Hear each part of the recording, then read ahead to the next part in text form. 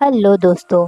मैं आपकी दोस्त आज फिर से आप लोग के लिए सिंहासन बत्तीसी की छठवीं कहानी लेकर आ गई हूँ।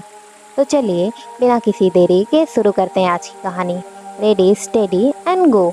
अगले दिन भी जब राजा भोज सिंहासन पर बैठने के लिए आए तो सिंहासन से छठवीं पुतली रवि भामा निकल कर आई और उन्होंने राजा विक्रमादित्य की कहानी सुनानी शुरू की।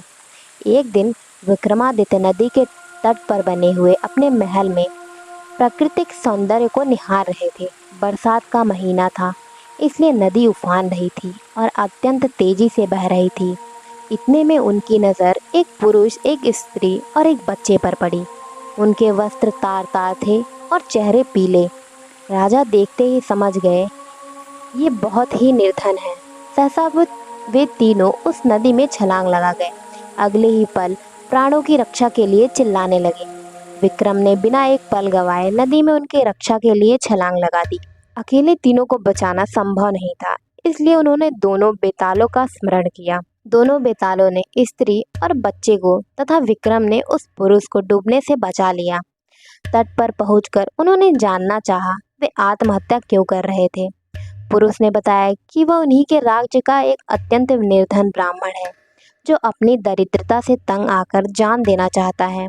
वह अपनी बीवी तथा बच्चे को भूख से मरता हुआ नहीं देख सकता और आत्महत्या के सिवा अपनी समस्या का कोई अंत भी नजर नहीं आता।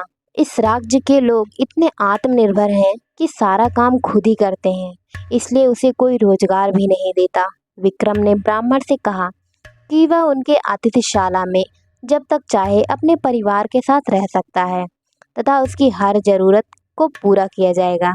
ब्राह्मण ने कहा कि रहने में कोई हर्ज नहीं है, लेकिन उसे डर है कि कुछ समय बाद आतिथ्य में कमी आ जाएगी और उसे अपमानित होकर जाना पड़ेगा। विक्रम ने उसे विश्वास दिलाया कि ऐसी कोई बात नहीं होगी और उसे भगवान समझकर उसके साथ हमेशा अच्छा बर्ताव किया जाएगा।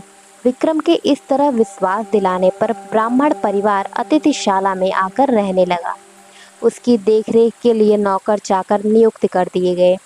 वे मौज से रहते, अपनी मर्जी से खाते पीते और आरामदेह पलंग पर सोते।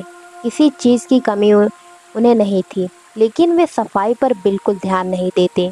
जो कपड़े पहनते थे उन्हें कई दिनों तक नहीं बदलते थे। जहाँ सोते थे वहीं थूकते थे और मलमूत्र त्याग भी वहीं करते थे।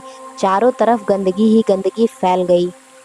दुर्गंध के मारे उनका स्थान एक पल भी ठहरने लायक नहीं रहा।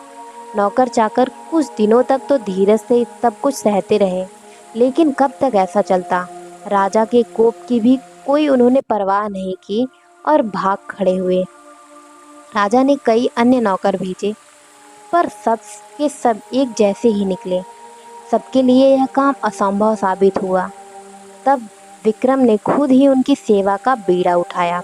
उठते बैठते सोते जागते वे ब्राह्मण परिवार की हर इच्छा पूरी करते। दुर्गंध के मारे माथा फट जाता, फिर भी कभी अपशब्द का व्यवहार नहीं करते। उनके कहने पर विक्रम उनके पांव भी दबाते।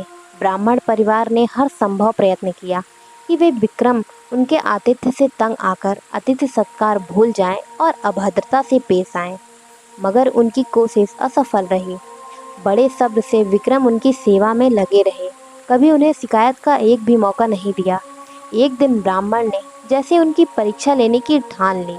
उसने राजा को कहा कि वह उनके शरीर पर लगी गंदगी साफ करे और उसे अच्छी तरह नहला धोकर साफ वस्त्र पहनाए।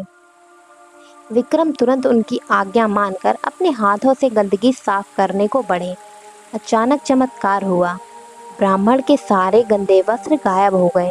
उनके शरीर पर देवताओं द्वारा पहने जाने वाले वस्त्र आ गए। उनके मुखमंडल तेज से प्रदीप्त हो गया। सारे शरीर से सुगंध निकलने लगी। विक्रम आश्चर्यचकित हो गए। तभी वह ब्राह्मण बोला कि दरअसल वह वरुण है। वरुण देव ने उनकी परीक्षा लेने के लिए यह रूप धरा था। विक्रम के अतिथि सत्कार की प्रशंसा सुनकर वे सब परिवार यहाँ आए थे। जैसा उन्होंने सुना था वैसा ही उन्होंने पाया। इसलिए विक्रम को उन्होंने वरदान दिया कि उनके राज्य में कभी भी अनावृष्टि नहीं होगी और तथा वहाँ की जमीन से 3-3 फसलें निकलेंगी।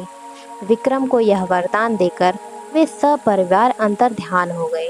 तो दोस्तों ये रही हमारी आज की कहानी। अगर आपको यह कहानी अच्छी लगी तो वीडियो को लाइक करें और हमारे चैनल को ज़रूर सब्सक्राइब करें। मैं आपसे फिर से मिलूंगी एक नई कहानी के साथ। तब तक के लिए आप अपना ध्यान रखें और बाय बाय।